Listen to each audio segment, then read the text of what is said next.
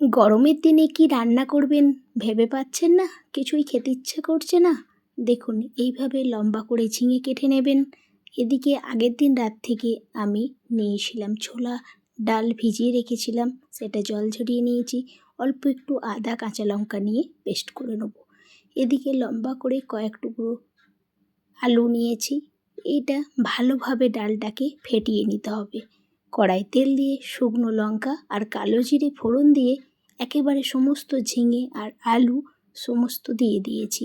এবার বেশ ভালো করে একটু নাড়াচাড়া করব। আর এদিকে নুন দিয়ে ডালের বড়াটা আরও বেশ খানিকক্ষণ ফেটিয়ে নেব, যেন খুব ভালো করে ফাটানো হয় এটা।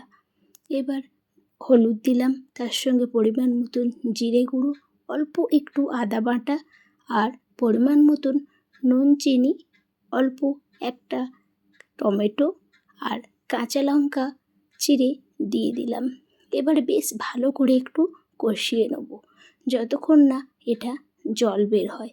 তারপর উপর থেকে জল ঢেলে দিলাম। ঝোলটা যখন ফুটতে থাকবে তখন এই যে ডালটা বেটে রেখেছিলাম এরকম বড়ার আকারে দিয়ে দিলাম। দিয়ে ফুটে গেলেই দেখুন একদম ঝিঙে দিয়ে বড়া দিয়ে ঝোল হয়ে গেল না?